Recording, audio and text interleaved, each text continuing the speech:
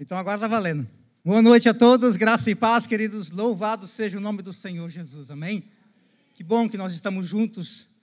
Que bom que, em meio às nossas falhas, em meio àquilo que nós falhamos, Deus é Senhor sobre todas as coisas.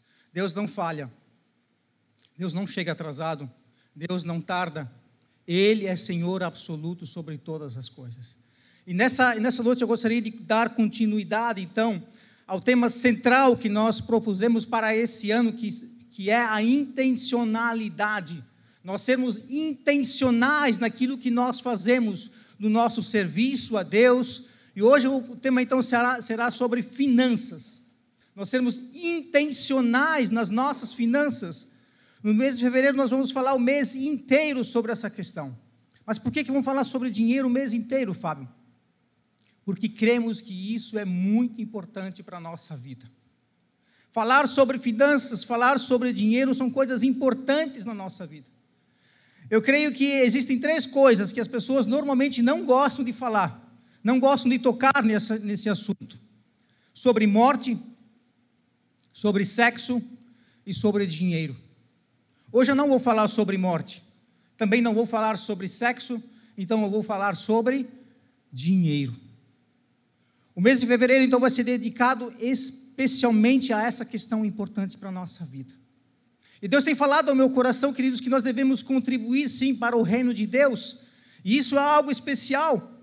Isso é algo que Deus zela por isso. Nossa contribuição ela é importante para a expansão do reino de Deus na nossa cidade. Ela é fundamental para nós contribuirmos, não somente para nós contribuirmos para a expansão, mas é onde Deus trabalha o nosso coração. Deus trabalha muitas coisas quando nós contribuímos. Então nós vamos falar sobre isso, e Deus tem colocado no meu coração que nós não somente precisamos contribuir para o reino de Deus, mas nós precisamos ser exemplos também na organização financeira, na nossa organização individual, falando de finanças. Precisamos ser exemplos nessa área também. E Deus tem tocado nos nossos corações a respeito disso. Por isso, o tema deste mês, então, será a intencionalidade na questão das finanças.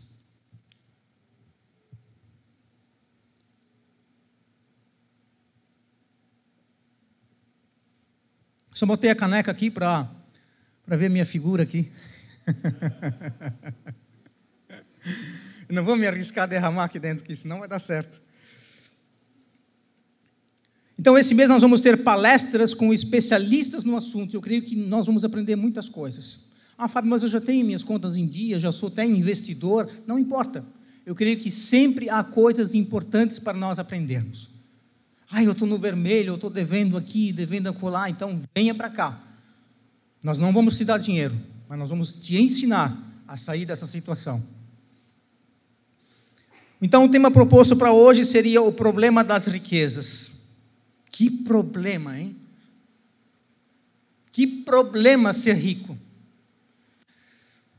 Nos nossos dias, queridos, nossos bens materiais, tudo que nós possuímos, tudo que nós temos, tem um papel importantíssimo no reino de Deus. Quando nós usamos tudo que nós temos da maneira correta, na maneira que Deus quer que nós as usemos.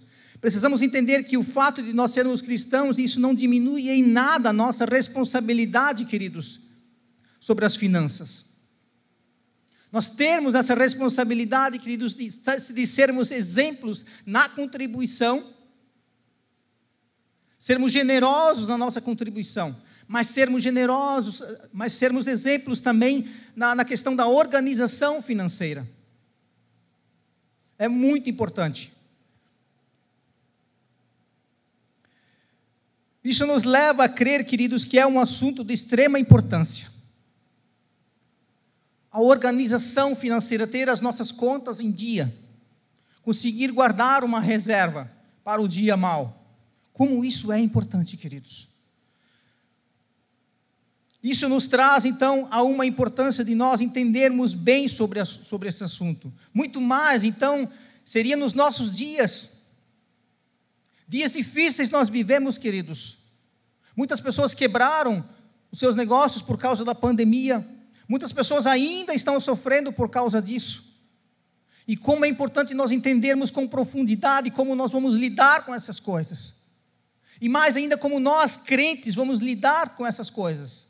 Entendermos o que Deus pensa a respeito das riquezas. O que Deus pensa a respeito das finanças.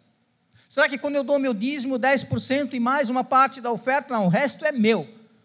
Não é assim, queridos. Deus se importa também com aquilo que você tem, com aquilo que você fica nas tuas mãos. Eu gostaria então que você abrisse a sua Bíblia em Mateus capítulo 6, verso 19 ao 34. Mateus capítulo 6.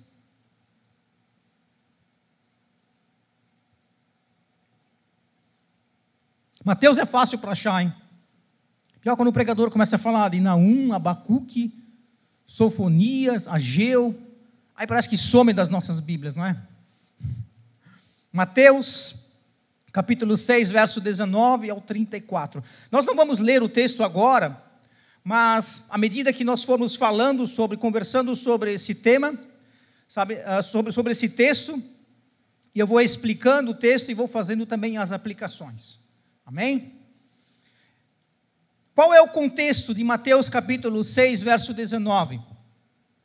O contexto aqui é Jesus. Nós estamos aqui então no momento do chamado Sermão do Monte, onde Jesus então sobe a uma elevação, onde primeiramente começa a falar para os seus discípulos. Jesus começa a proferir coisas importantes do chamado Sermão do Monte, onde Jesus está falando primeiramente com os seus discípulos. Claro que as pessoas que estavam ao redor de Jesus, pessoas que seguiam Jesus, obviamente ouviam aquilo que Jesus estava falando também. Ouviam os ensinamentos de Jesus. E nesse momento Jesus então está ensinando sobre as questões sobre o reino de Deus. Jesus então já havia falado sobre as bem-aventuranças, a felicidade, queridos, de pertencer ao reino de Deus. Nesse momento também Jesus deu também a correta interpretação da lei de Moisés. Jesus já tinha falado também sobre o homicídio, sobre o adultério, sobre o juramento, sobre a vingança, porque eram coisas que estavam na cabeça das pessoas naquela época. São coisas que eram pertinentes ao contexto em que eles viviam. E depois Jesus começa a falar do quê? Jesus começa a falar do amor ao próximo. Jesus fala das práticas espirituais que os discípulos deveriam ter. Jesus começa a falar sobre jejum, Jesus começa a falar sobre esmolas, sobre oração, mas a partir desse momento, então, Jesus começa a mudar o seu tom de conversa, Jesus muda de assunto. Nesse momento, Jesus começa a ensinar aos seus discípulos sobre os bens materiais, sobre como eles deveriam lidar com essas coisas. E eu fico maravilhado, quando eu fiquei pensando sobre isso, queridos. Uma mensagem, uma palavra que foi proferida por Jesus há centenas, milhares de anos atrás, quando Jesus começa a falar aos seus discípulos sobre essa questão financeira, sobre os bens materiais, nós pensamos, puxa, isso tem todo sentido nos nossos dias. É maravilhoso nós pensarmos que um texto que foi proferido por Jesus, uma palavra que foi proferida por Jesus, melhor dizendo, há tanto tempo faz todo sentido nos nossos dias, hoje. E como é importante nós termos um aprofundamento correto sobre a questão das finanças. Como nós vamos viver mais felizes, como nós temos um entendimento correto sobre finanças. Nós vamos viver mais leves, nós vamos dormir melhor, nós vamos comer melhor, nós vamos descansar melhor. Jesus então começa a falar sobre a questão dos bens materiais. Aí começamos a pensar também, por que será que Jesus falou tanto sobre dinheiro? Jesus dedica quase um capítulo inteiro sobre finanças. Talvez existiam outros assuntos, talvez tão importantes quanto, que Jesus poderia falar para aquelas pessoas. Mas Jesus gasta bastante tempo falando sobre finanças.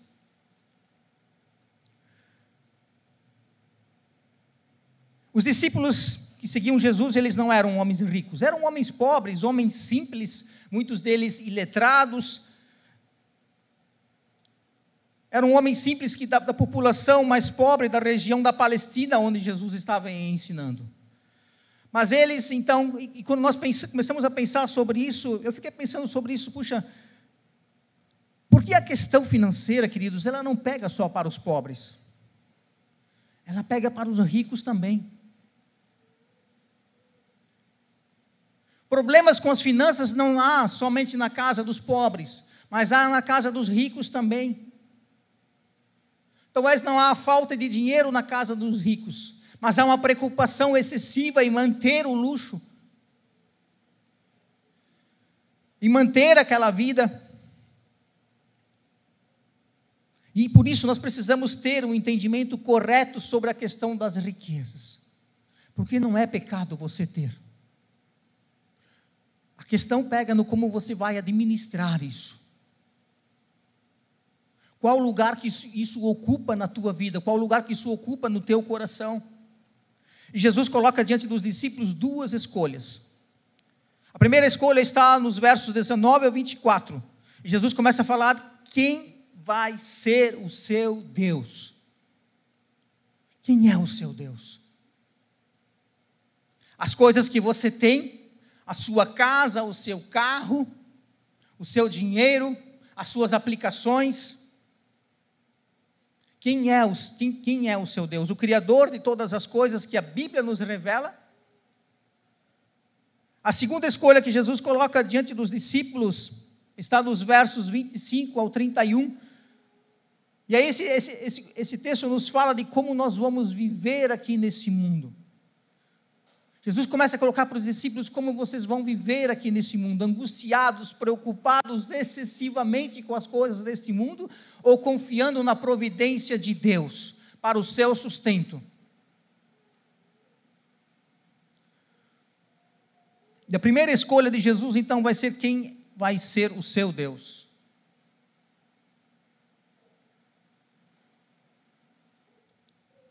E essas são questões muito importantes, queridos. Nós de verdade entendemos quem vai ser o meu Deus, quem vai ser o seu Deus. Quem vai ser o seu Deus? Você que está aqui nessa noite de maneira presencial. Quem vai ser o seu Deus? Você que está em casa, que está nos assistindo. Quem vai ser o seu Deus? E essa escolha foi colocada diante dos discípulos, e eu separei 3 subtópicos, 3 contrastes. E o primeiro contraste é entre a riqueza terrena e a riqueza celestial. Então vamos ler dos versos 19 ao 21. A Bíblia nos diz assim: não acumuleis para vós outros tesouros sobre a terra, onde a traça e a ferrugem corroem, e onde ladrões escavam e roubam, mas ajuntai para vós outros tesouros no céu, onde traça nem ferrugem corrói, onde ladrões não escavam nem roubam. Por quê? Onde está o teu tesouro, aí estará também o teu coração. Nesse texto aqui, Jesus proíbe o quê? Jesus proíbe os seus discípulos e todas as pessoas que estavam ouvindo naquele contexto, e nós, nos nossos dias, que lemos essa mesma palavra, queridos, Jesus proíbe de nós acumularmos riquezas aqui nesse mundo. Não ajuntem riquezas aqui nesse mundo. Mas o que esse texto não está dizendo? O que esse texto não está proibindo você de fazer? Você precisa trabalhar. Puxa vida. Você precisa trabalhar para ganhar o teu salário. Você precisa ter uma provisão para o futuro. Você precisa pensar no futuro. Esse texto não está proibindo ninguém de ser próspero e melhorar de vida. Não é isso que o texto está proibindo. Mas o que o texto está proibindo é que toda a sua confiança, toda a sua certeza estejam nas coisas deste mundo. No teu dinheiro, nas tuas posses, nas tuas coisas, nas tuas aplicações. O que o texto está proibindo é você ter a tua confiança toda nessas coisas. É você gastar a tua vida, gastar o teu tempo buscando só, única e exclusivamente ganhar dinheiro e ficar rico e comprar coisas e mais, e mais, e mais, e mais. Perguntaram certa vez para um homem extremamente rico: quanto mais você precisa? Só mais um pouco, ele respondeu. É isso que o texto está proibindo, de você se desgastar aqui nesse mundo, correndo atrás e acumular riquezas cada vez mais, e isso ser o Deus que toma o trono do teu coração. Você vive para isso. Sabe por quê? Isso não pode ser assim. Sabe por que você não pode gastar os seus dias correndo atrás do dinheiro? Tem uma questão bastante importante, a razão da transitoriedade dos bens. Hoje você tem, amanhã você não tem mais. Entra governo, sai governo, vem pandemia, sai pandemia. O risco de você não ter mais nada amanhã é muito grande. Eu conheço pessoas que eram extremamente ricas. Eu creio que você que está aqui também conhece pessoas que eram extremamente ricas e hoje não são mais. É essa transitoriedade das riquezas, dos bens materiais. Naquela época, os bens materiais eram coisas que se guardavam normalmente em casa. E se resumiam em roupas finas, tecidas com fios de ouro, roupas de escarlate, tecidas com fio de ouro, fio de prata. Roupas era algo extremamente caro naquela época. Aí tinha tapetes muito caros, barras de ouro, barras de prata, pedras preciosas, objetos preciosos que se guardavam normalmente em casa, se enterravam isso.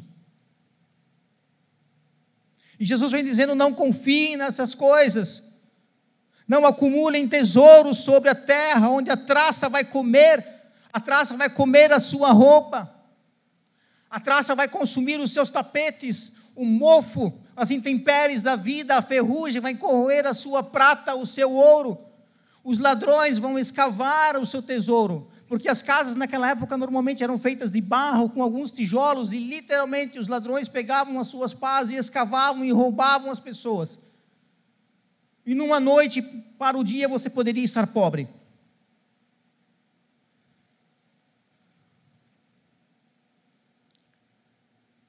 Essa talvez seja uma das razões, queridos, pelas quais Jesus diz: não confiem nas coisas deste mundo, nas riquezas deste mundo.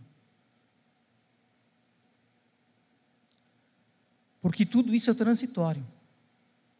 Assim como a nossa vida, queridos, é transitória. Nós somos passageiros aqui nesse mundo. As riquezas também são. As riquezas também são transitórias. Hoje você tem, amanhã você pode não ter mais. E se você colocar a sua confiança nessas coisas, você vai se frustrar. E às vezes o tombo é grande. Difícil para se levantar, quando consegue. Outro problema principal, queridos, das riquezas deste mundo, é que elas não são fiéis a você. Elas não se apegam a nenhum dos seus possuidores. As riquezas, elas não são fiéis a você. Hoje está nas suas mãos, amanhã pode estar na mão do outro. E é por isso que Jesus vem e diz: e não confie nas riquezas deste mundo. E o verso 20 diz: mas ajuntai para vós outros tesouros no céu.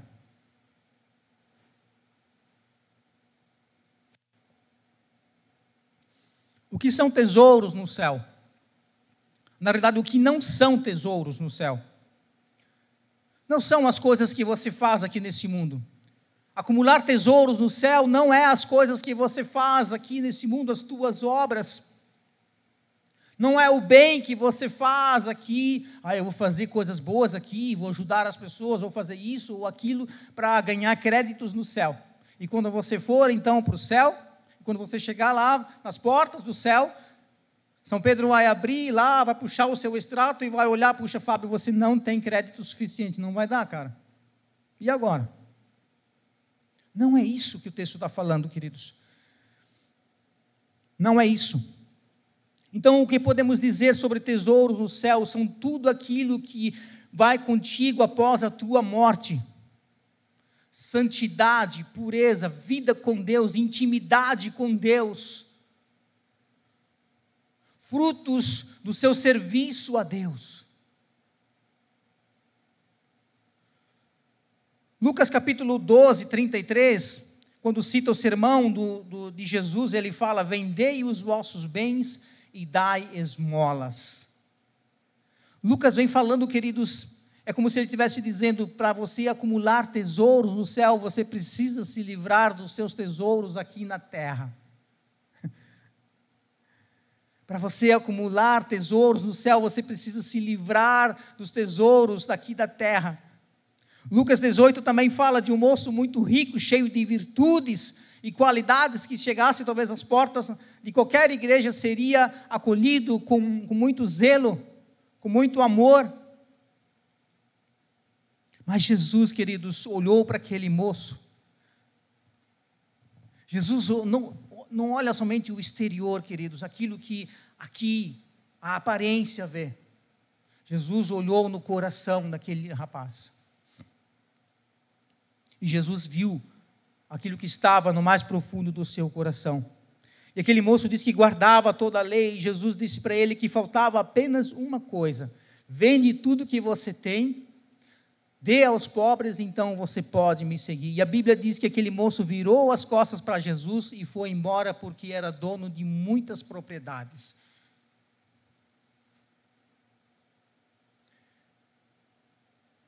Ele virou as costas para Jesus porque ele era dono de muitas propriedades.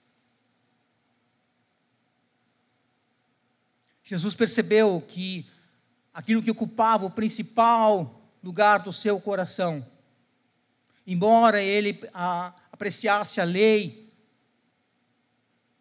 Jesus percebeu que no coração dele existia algo.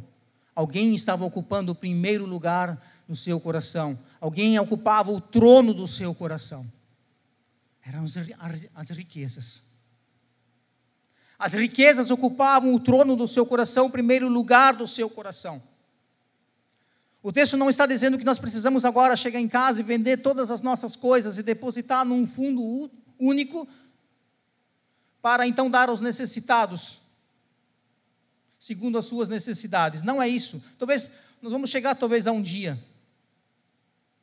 Mas não é o momento. Jesus falou aquilo porque Jesus percebeu o que estava no coração daquele moço. Eram as riquezas que ocupavam o primeiro lugar do seu coração. O que ocupa o primeiro lugar no seu coração? São as suas coisas? O que ocupa o primeiro lugar na tua vida nesse exato momento? Quais são as coisas que ocupam o teu pensamento? No que você tem gasto o seu tempo? No que você tem se desgastado a sua vida, correndo atrás do quê? Parece que quando a gente mete a mão no bolso e pega uma nota de R$100 para dar para alguém, parece que aquela nota de R$100 começa a gritar na sua mão: não me dê, não me dê, não me dê, fique para você. Parece que o nosso braço trava e nós não conseguimos nos desfazer daquele dinheiro. Não conseguimos dar.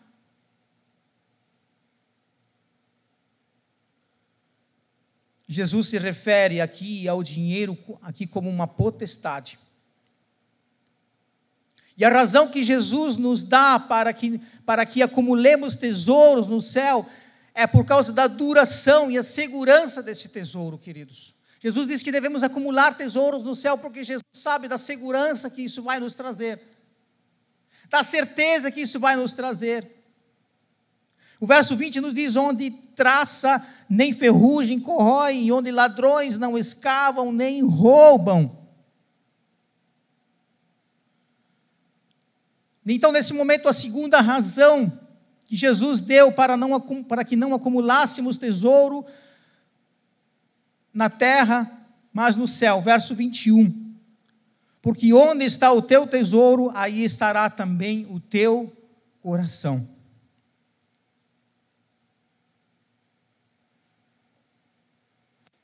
Do que esse texto está falando?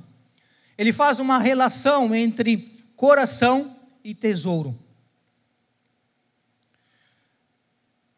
Se o seu tesouro estiver aqui na terra, se o seu principal objetivo estiver aqui nas coisas deste mundo, se você trabalha único e exclusivamente para ganhar dinheiro, acumular dinheiro, guardar dinheiro, comprar coisas,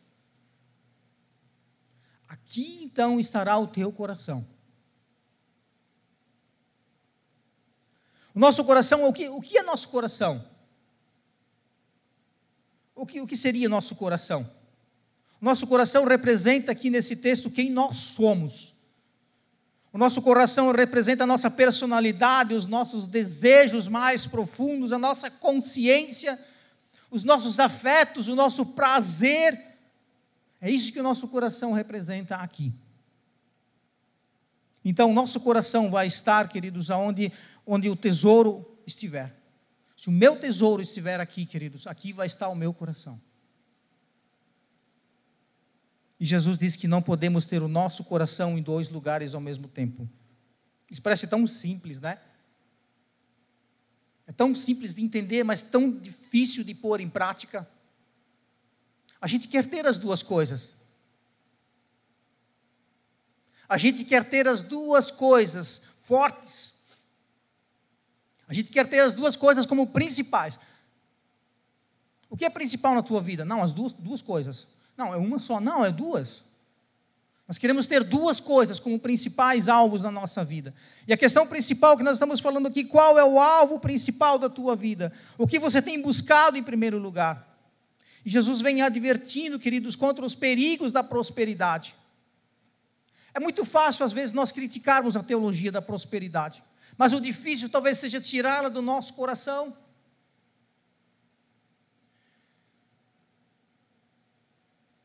Talvez o grande problema, querido, seja quando a igreja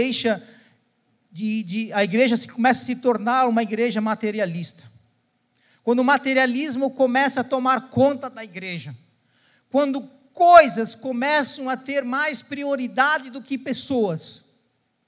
Quando coisas vêm em primeiro lugar do que pessoas, queridos. Isso é um grande problema. Nós não podemos administrar a igreja como se fosse uma empresa. A igreja não é uma empresa. Eu achei maravilhosa essa citação de Lutero. Ele falou assim: o Deus de um homem é aquilo que ele mais ama. Pois ele o carrega no coração, dorme com ele, acorda com ele, e com ele vai para todos os lugares, seja para onde, seja o que for. O Deus de um homem é aquilo que ele mais ama. O que você tem amado primeiro? E até nesse momento, então, Jesus está falando sobre quem é o seu Deus. Agora, existe um segundo contraste, dos versos 22 ao 23, de Mateus 6. São os olhos a lâmpada do corpo. Se os teus olhos forem bons, todo o teu corpo será luminoso. Se, porém, os teus olhos forem maus, todo o teu corpo será trevas.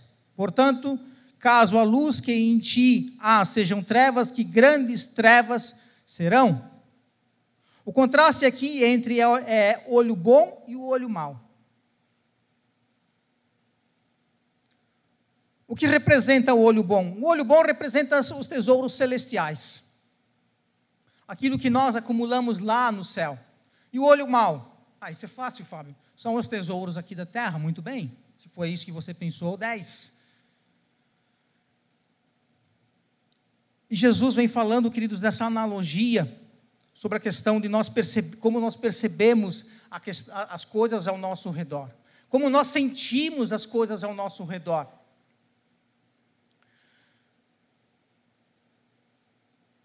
Imagine você entrando num quarto escuro. Totalmente escuro. Você entra ali, no momento que você entra ali, você não percebe nada. Você não enxerga absolutamente nada. Mas no momento em que você acende uma lâmpada, então você tem uma noção daquele quarto, você começa a perceber as coisas ao seu redor, você começa a ter uma noção do que está ao seu redor. Então, essa lâmpada, ela dá acesso ao conhecimento daquele quarto. Quando a luz se acende, você tem conhecimento do ambiente onde você está, das coisas que estão naquele ambiente. Da mesma forma, os olhos, que a Bíblia diz que são a lâmpada do corpo, e é pelos olhos que entra a nossa percepção do mundo aqui de fora. É pelos olhos que nós percebemos as coisas que estão ao nosso redor.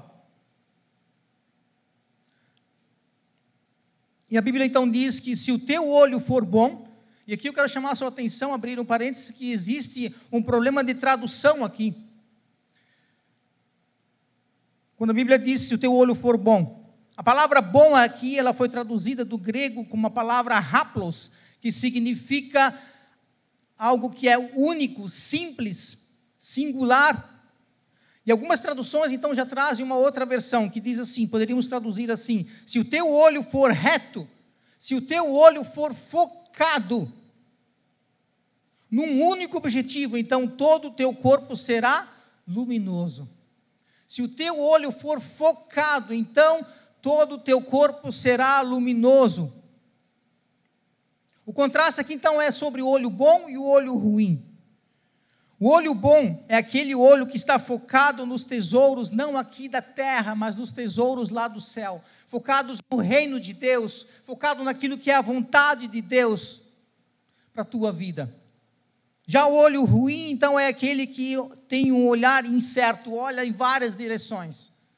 É como eu falei, qual é o teu preferido? O que você quer ter? Apenas uma coisa? Não, eu quero ter duas coisas. Esse é o olho ruim que foca nas riquezas aqui desse mundo e também quer focar em Deus. E a Bíblia diz, Jesus fala que nós não podemos servir a dois senhores. Não tem como. Não tem como. Portanto, caso a luz que em ti sejam trevas, que grandes trevas serão. Para onde você vai olhar, para onde você tem fixado os teus olhos. 24. Ninguém pode servir a dois senhores, porque ou há de aborrecer-se de um e amar o outro, ou se devotará de um e desprezará ao outro. Não podeis servir a Deus e às riquezas.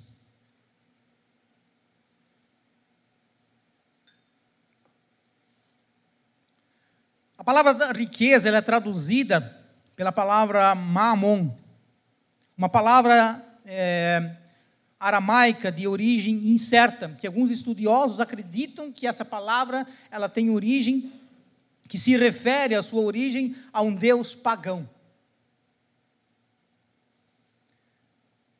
Aí pensamos um pouquinho, peraí. Então o contraste aqui entre o Deus verdadeiro e o Deus mamon, que se refere às riquezas. Por isso que Jesus se refere às riquezas aqui como uma potestade. Jesus se refere aqui às riquezas como um poder, uma entidade que tem o poder de cativar e escravizar quem a possui.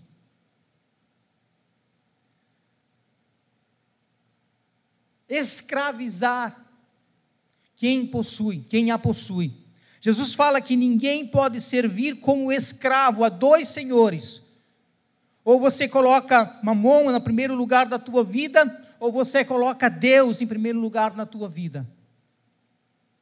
Ou você tem mamon como patrão da sua vida, que tem escravos, que tem domínio sobre os seus escravos, que controla a sua vida, que controla a sua vida, que controla os teus desejos, que controla a tua paz, a tua alegria. O que eu não estou dizendo aqui? Eu não estou dizendo que o dinheiro é um demônio. Porque o dinheiro, sim, ele pode ser usado para coisas boas, pode, óbvio que sim. Pode ser usado. Quando usado da maneira que Deus se agrada, queridos, pode ser bênção. Mas quando nós usamos, queridos, da maneira que Deus se desagrada, queridos, é desgraça para a nossa vida, é escravidão. é incerteza, é estresse, é depressão, é angústia. Tira o teu sono, tira o teu apetite, tira a tua vontade de fazer as coisas, de repartir as coisas. As riquezas têm esse potencial de escravizar os seus possuidores. Ela representa esse grande potencial de aprisionamento, e você se torna avarento, mesquinho.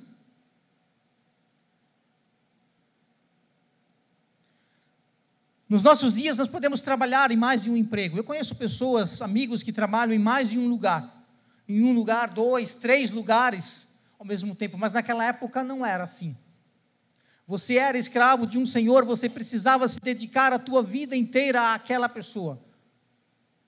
Única e exclusivamente àquela pessoa. Então, ou você é escravo de Mamon, ou você é escravo de Deus. Quem é o seu Deus? A quem você serve?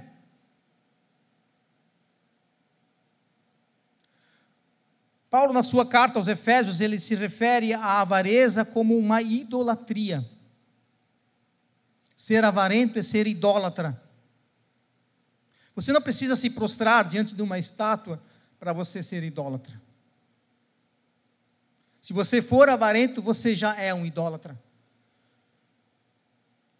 Servir a Deus seria usar, queridos, os nossos bens materiais com os fins determinados por Deus, para o nosso sustento, para o sustento da sua família, para o sustento do reino de Deus, para ajudar aos necessitados. Aí os versos 25 ao 34, o que ele nos fala? Ele fala de como nós vamos viver inquietos, incertos pelas coisas materiais deste mundo, queridos. Ou nós vamos viver buscando e confiando nas providências de Deus, no reino de Deus. O verso 25 diz: não andeis ansiosos pela vossa vida. A orientação de Jesus aqui, queridos, é: não vivam ansiosos, preocupados em demasia com as coisas deste mundo.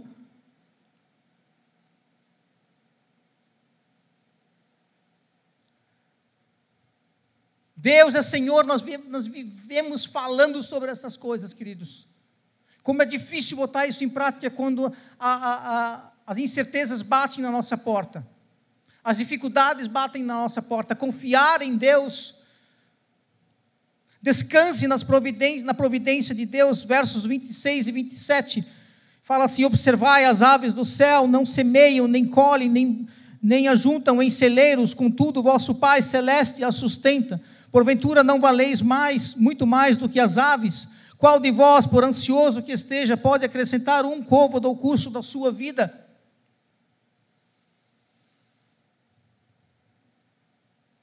As aves, queridos, elas não semeiam, nem guardam em celeiros. No entanto, a Bíblia diz que Deus as sustenta. Será que nós não valemos muito mais do que qualquer ave? Talvez para algumas pessoas não. Mas para Deus, sim. Nós somos feitos à imagem e semelhança de Deus, nós somos filhos de Deus. Nós valemos muito mais do que as aves. Então, será que Deus não vai nos sustentar, queridos? Eu vejo muitas pessoas preocupadas em demasia com a sua vida. Fábio, mas se eu pegar Covid e se eu morrer? Ou se eu for para a UTI, se eu for entubado, o que vai acontecer? A minha família, o que vai acontecer tudo então? Não adianta nós nos preocuparmos, nós não sabemos. Isso pode ser meio dramático, eu sei. Minha esposa diz: Fábio, como você é dramático. Mas nós não sabemos, queridos, o que vai acontecer amanhã. Nós não temos controle da nossa vida nas nossas mãos. Hoje nós estamos aqui felizes. Amanhã nós não sabemos. Então não adianta nós andarmos preocupados, nós não podemos acrescentar um minuto à nossa vida. Versos 28 ao 30.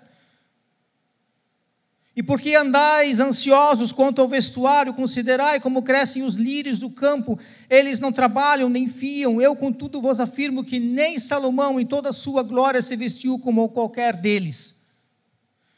Ora, se Deus veste assim a erva do campo, que hoje existe e amanhã é lançada no forno, quanto mais vós outros. E aí Jesus dá mais uma. Homens de pequena fé. Homens de pequena fé. Os lírios dos campos, eram flores belíssimas que cresciam nas campinas da Palestina. Flores lindas, flores pequenas, coloridas. Mas com 2 ou 3 dias de sol forte, queridos, elas se transformavam em uma palha seca. Então, será que e a Bíblia diz que nem Salomão, em toda a sua glória, se vestiu como qualquer uma delas. Então, será que Deus se preocupou em fazer flores tão belíssimas para embelezar uma região? Será que Deus, queridos, não vai nos sustentar? Nós que fomos, como eu falei, feitos à imagem e semelhança do próprio Deus, amados por Deus. Será que Deus, queridos, na sua infinita graça, misericórdia e amor, não vai nos vestir? Não vai nos dar a roupa para proteger os nossos corpos? Aí Jesus diz, homens de pequena fé. O que isso significa? Jesus está aqui identificando qual é a raiz do problema, que é a falta de confiança em Deus. E o 31 diz, portanto, não vos inquieteis, dizendo que comeremos, que beberemos, ou com que nos vestiremos. Não viva inquieto, preocupado demais com o amanhã. A não ser que você vai viver dedicado às coisas desse mundo, aí você tem com que se preocupar. Se o teu foco, se a tua vida estiver focada nas coisas desse mundo, você tem com que se preocupar. E esse é o preço que Mamon cobra dos seus escravos.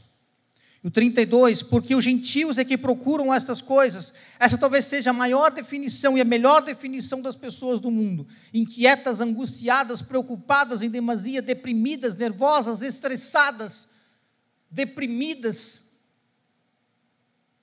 por causa das coisas deste mundo, preocupadas com as coisas deste mundo.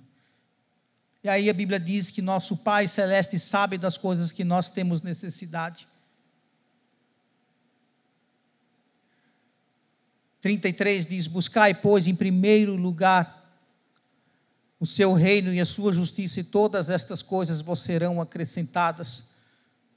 Portanto, não vos inquieteis com o dia de amanhã, pois o amanhã trará os seus cuidados, basta ao dia o seu próprio mal. Preocupado. Quantas vezes, queridos, nós preocupamos a nossa mente, nós preocupamos o nosso coração, a nossa vida, com coisas que talvez nunca vão acontecer. Com coisas que jamais vão acontecer, mas antecipadamente nós nos preocupamos. Ansiosos pelas coisas do mundo. O maná que caía do céu, queridos, caía somente naquele dia, não se podia guardar para o dia seguinte, para que se dependesse da graça de Deus.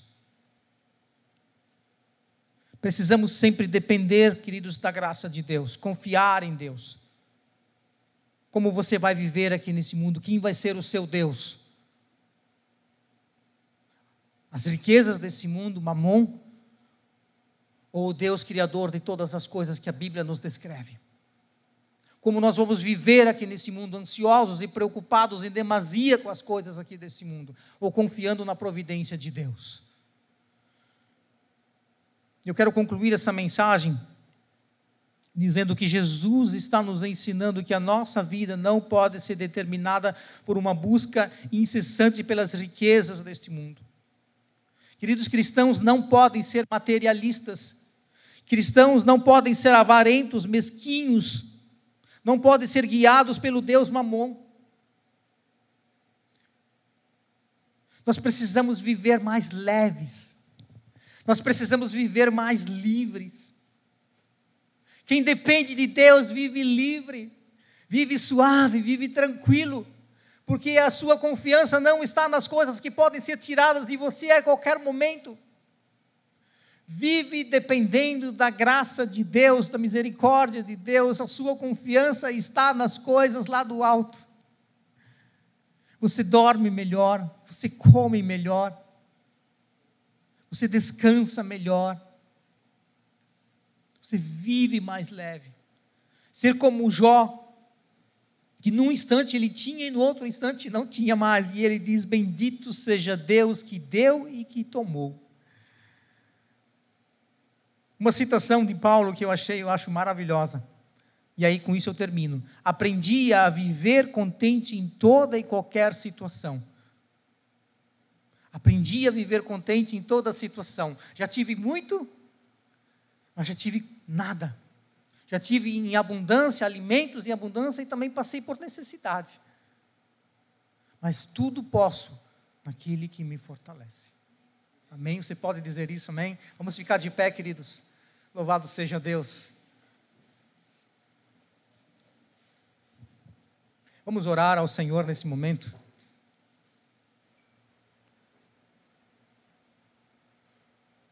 Senhor Jesus, Deus maravilhoso, Deus grandioso, soberano sobre todas as coisas. Senhor que está acima de todas as coisas. Senhor que pode fazer infinitamente mais do que tudo que nós pedimos ou do que nós pensamos. Senhor Jesus, nós louvamos o Teu santo nome, louvamos ao Senhor nessa noite. Nós louvamos o Senhor através de canções, de melodias, de hinos. Nós louvamos ao Senhor, Deus, através da Tua palavra, Senhor Jesus. Nós estamos aqui nessa noite para ouvir, e estivemos aqui nessa noite para ouvir a Tua palavra, Senhor. De uma maneira tão simples, de uma maneira tão fácil de entender, mas às vezes tão fácil, tão difícil de praticarmos isso. Mas que o Senhor, Espírito Santo de Deus, coloque na nossa mente, coloque no nosso coração, Senhor. Que o Senhor, Espírito poderoso de Deus que está sobre nós, que está dentro de nós, possa fazer crescer a nossa fé, possa fazer crescer a nossa esperança, a nossa confiança no Senhor. Que nós possamos depender do Senhor, Deus, todos os dias, e não das riquezas transitoriais, das coisas deste mundo, mas que a nossa confiança esteja no Senhor, que nos salvou, que nos libertou do império das trevas e nos trouxe para a sua maravilhosa luz. E não somente isso, mas é o Deus que nos sustenta, pela sua graça e pela sua misericórdia, nos sustenta, nos dá daquilo que nós precisamos para sobrevivermos aqui neste mundo. E nós te somos gratos, porque nós temos, Senhor Jesus, muito mais do que muitas vezes nós realmente precisamos. E isso é graça de Deus, e nós louvamos o Teu nome, Senhor Jesus. Amém.